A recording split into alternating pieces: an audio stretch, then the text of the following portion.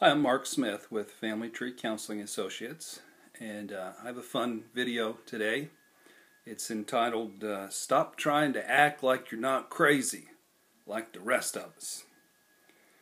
Because everybody's got some issues.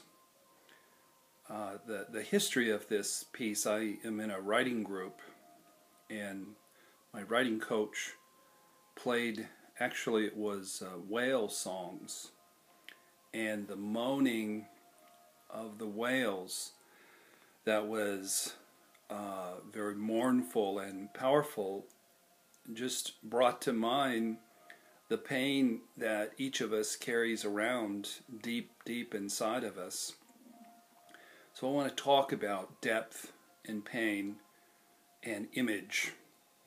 William Blake, the great poet, said, "An experienced life is more fulfilling than a blissful or an innocent life."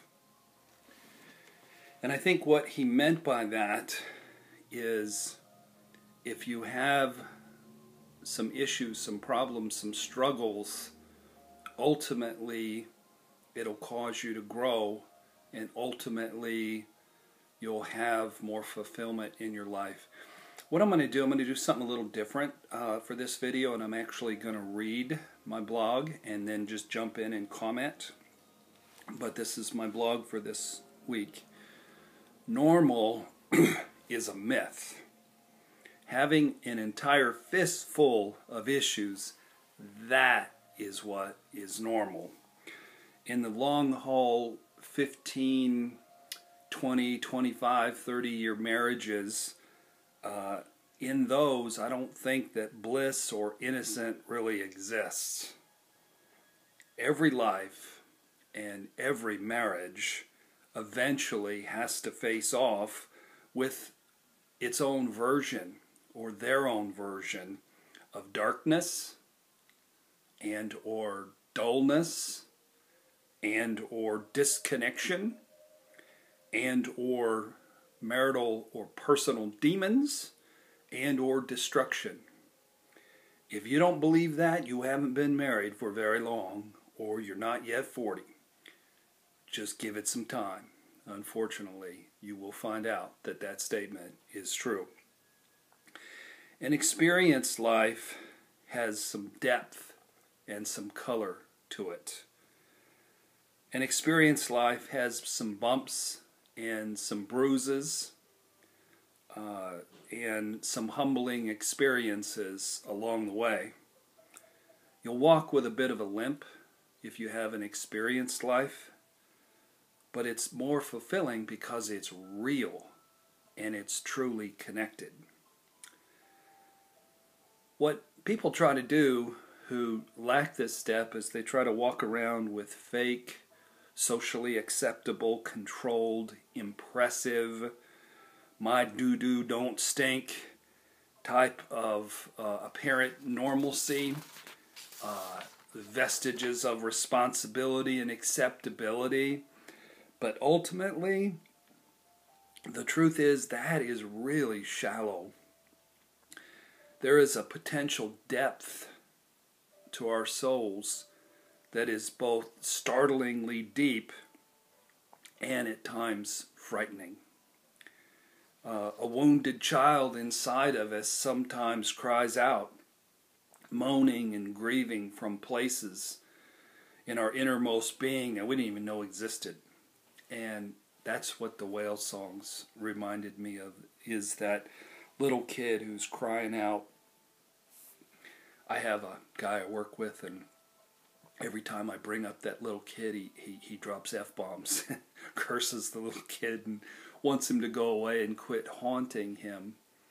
But I tell him that, that little kid is his salvation, because it's the key to the long-term intimacy between he and his wife.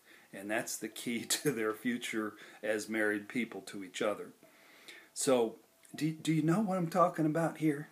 If you don't, then, like I said, someday you'll locate that depth inside you, and it'll be a painful day, trust me. Most of us do all we can to shut that damn little kid up, by drinking too much, by working too much, by playing with all our little gizmos and our computers and our iPhones and video games and Twitter and Facebook and all the things that we can distract ourselves with, by taking antidepressants, by sexual addiction, just staying busy. So, in other words, keeping ourselves numb and disconnected at all times, at all costs. It just would hurt too much to let that Pandora out of that box. What would people think if they knew you had a lot of dark, crazy energy under the surface? Would they think that you were insane? I like inviting new people to our therapy groups, and when we go around, I tell them that the therapists check in too, because we're just people, and you've got to have a lot of issues if you grow up and become a therapist. So we don't try to act like we have all the answers and we have it together. We know we don't. Because many of us grew up in really broken, dysfunctional families. We can point you in the right direction, but we have to work every day to live the life. So, the truth is, everybody's a little bit crazy. There is no normal. There is no Wally and Beaver Cleaver who grew up with Ward and June Cleaver. That's a myth. That's a lie. That's you lying to yourself, because you don't really know who you are and where you came from. So, a couple of quotes here. Letting that lost, haunting little person emerge from the depths is actually the first and best sign of emotional health. I'm going to read that again. Letting that lost, haunting little person inside you emerge from the depths of you is actually the first and best sign of emotional health. It don't mean you're crazy. It means you're on your path to getting healthy.